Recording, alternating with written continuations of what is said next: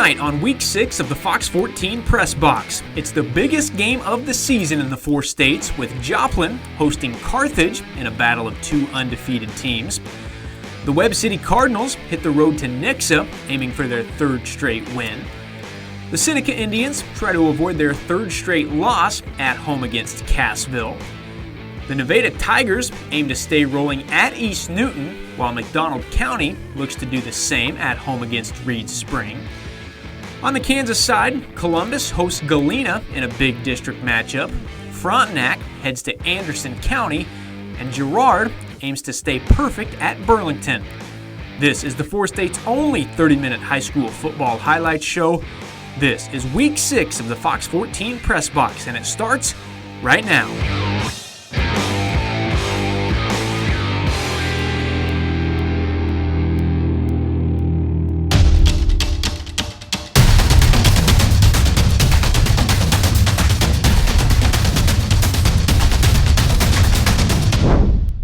What's up, everybody? Welcome into Week 6 of Pressbox here on Fox 14. Fox 14 Sports Director Jacob Leonard. Here beside me, just like always, Danny Terzer. It's no surprise where we're starting tonight's show. The Joplin Eagles at home this evening against Carthage in a battle of the final 2 unbeaten teams in the COC. Now, both teams are 6-0 through the first 6 weeks of the season. The winner tonight, all alone on top of the COC League standings. So let's get to it. Tigers score a couple times in the first. Just their 2nd play from scrimmage here. Luke Gall breaks off a 58-yard touchdown run to put him up 7. Later in the quarter, Caden Cabance keeps it, pushes in from 2 yards away. Carthage up 14 after 1. Early in the second, more from the Tigers. Getting a little tricky here. The reverse goes to Cale Patrick. He weaves in and out of defenders. Eventually finishes the 69-yard touchdown run. It's now 21-0. Joplin tries to get something going here. 4th and 20 from the 25. Just a great throw from always right to Bruce Wilbert for the first down. Drew Van Gilder caps off the drive with a 3-yard touchdown run. Eagles are on the board, but a quick response from Carthage. It's Luke Gall again. On the receiving end this time from Cabance down the sideline. Nobody's going to catch him. 66-yard score. Tigers go back up by 20. They try to add more right before half, but Luke Wieselmeyer gets up, grabs the interception for Joplin. Carthage goes to half up 27-7. Joplin chips away late, but the Tigers grab first place in the league, winning 34-22. Another big one here in the COC, Webb City on the road against Nixa, aiming for their 3rd straight win. Following a Nixa score, Amiri Jackson takes it in on the 2-yard run. And Nixa comes right back. Connor Kunitzel lays it in the corner. Cale Combs. Webb City, though, gets another one on the play action here, behind 14-12. A Nixa run game here. Jaden Avon Barrels. Barrels is way in for the where are we at?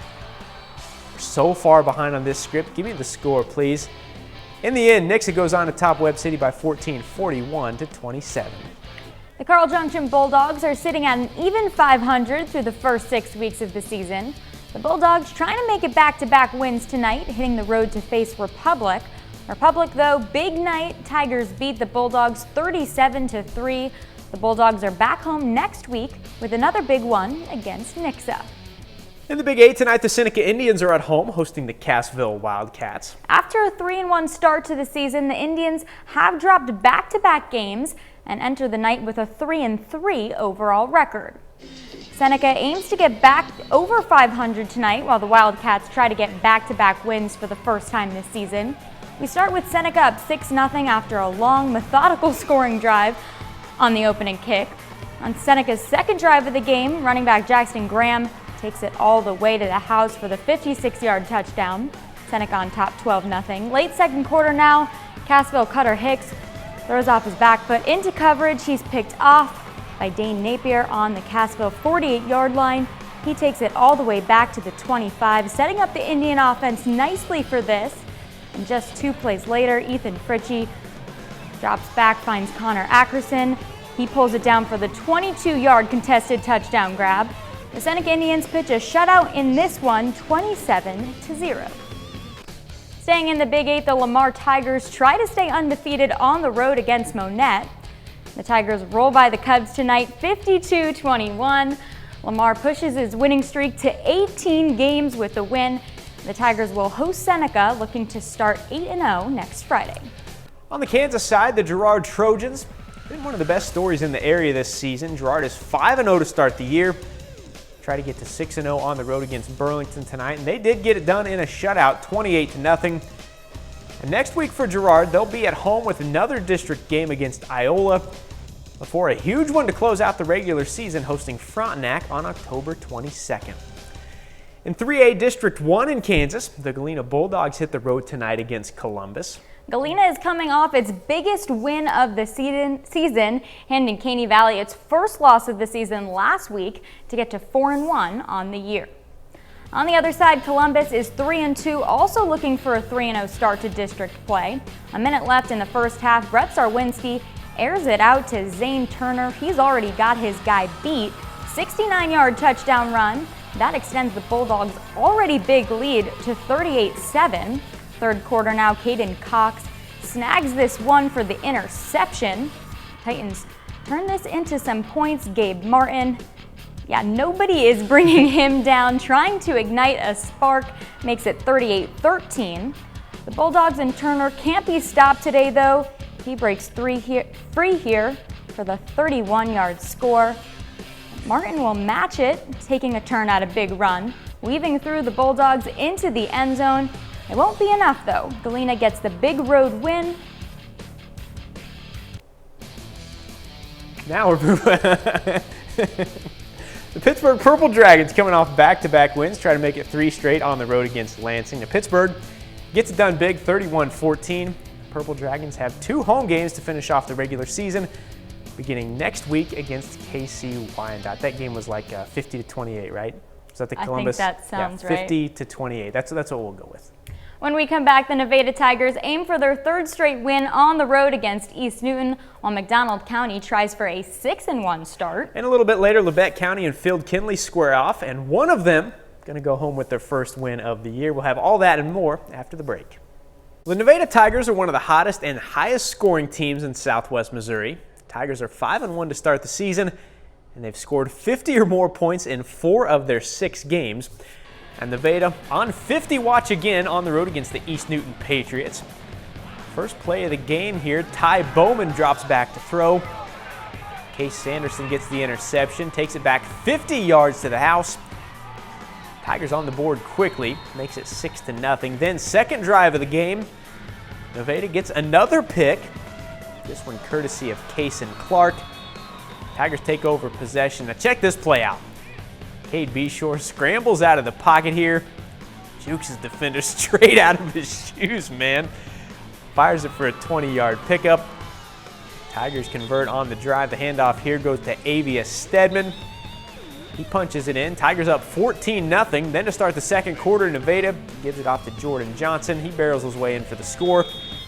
Tigers take this one big, 46-6.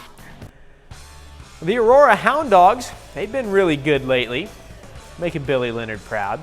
Aurora 5-1 coming into the night, winning 5 straight. Tonight the Hound Dogs make it 6 in a row, beating Marshfield 30-19. Aurora hits the road to Reed Spring next week. McDonald County is also 5-1 in the Big 8 coming into the night. The Mustangs have won 3 in a row. They've been great on defense, giving up just 10 per game over that span. Now McDonald County try to stay rolling tonight with a home game against Reed Spring. First quarter, reverse pass here for Reed's Blandy Burrell. On the receiving end for the touchdown, Wolves go up 6-0. The Mustangs respond with a play on defense. Cole Martin steps in for the interception. Takes it back all the way for the touchdown. Home team gets the PAT to go up 7-6. Then the Mustangs pull away. Martin finds Jack Parnell for the score. That gets their lead to 14-6. Then another passing touchdown. Martin this time going to Levi Malone. He gets by one guy and makes it in for the score. All Mustangs tonight, they get to 6-1, winning 41-6. Big opportunity tonight for the SARCOXIE Bears. The 5-1 Bears try to hand the Marionville Comets their first loss of the year tonight. SARCOXIE, though, not able to make it happen, falling to Marionville 62-24. The Bears hit the road next week to face Diamond. Speaking of Diamond, after a hot start, the Wildcats have lost back-to-back games for the first time this season.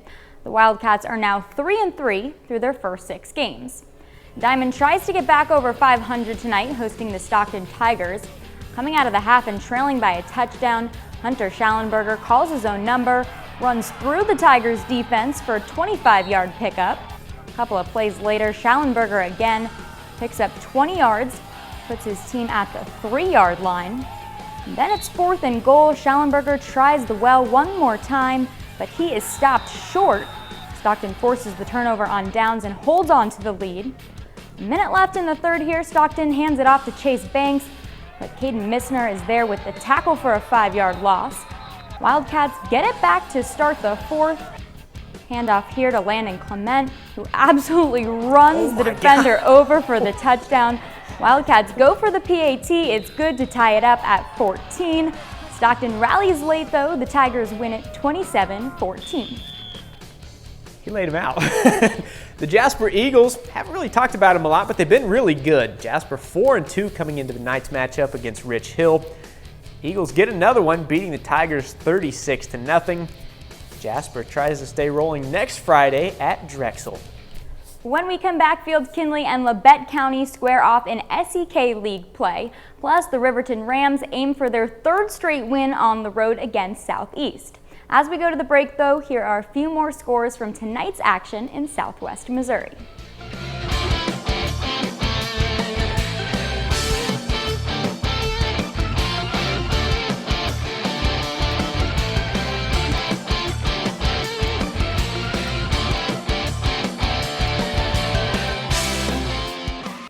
The Riverton Rams are off to a 2-0 start to district play, beating NEODESHA and Erie the last 2 weeks.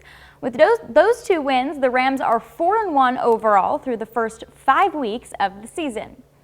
Riverton on the road against Southeast in district play tonight, trying to pick up their 3rd straight win.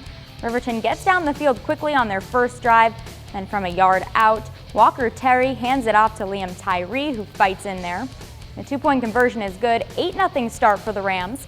They'll take the ball right back. Nate Jacobs' pass is caught, but the ball pops out into the hands of Caden Allen for the fumble recovery. Finally, he gets brought down. Ensuing possession, Allen finishes the drive, pushing into end zone for the touchdown, 14-0. The Southeast doesn't find the end zone all game. Riverton gets the shutout win, 39-0. The Frontenac Raiders aim to push their winning streak to 4 games tonight on the road in a district matchup with Anderson County. Frontenac runs away with it 49-14. The Raiders return home next week, hosting Prairie View.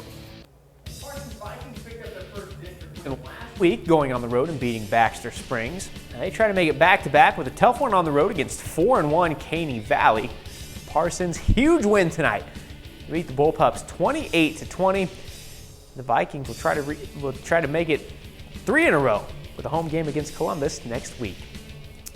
The Labette County Grizzlies are on the road tonight for an SEK matchup against Field Kinley.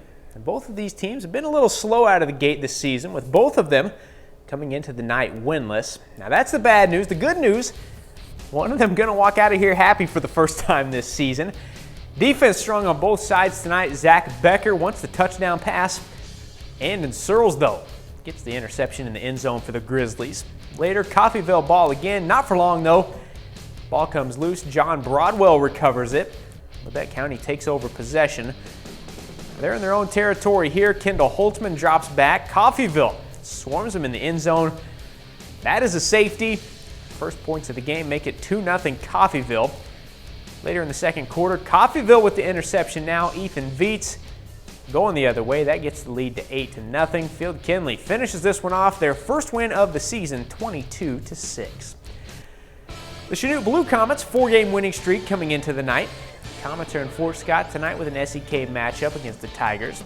Tonight the Blue Comets make it 5 in a row, beating the Tigers 41-0. All right, Yates Center, huge one tonight. Yates Center 5-0, facing the also undefeated Sedan Blue Devils with first place in the district on the line.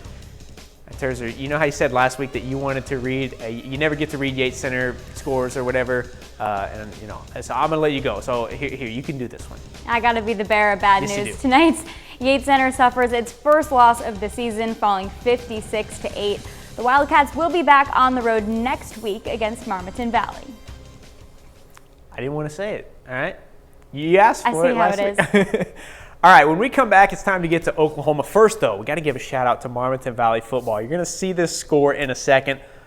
Marmaton Valley beat Oswego tonight, 106-98. That's a state record for the most combined points in a single game. That's such a wild, it's hard to get to 106-98 and that's like a pro basketball game score. Anyways, as we go to break, here are a few more scores from Southeast Kansas.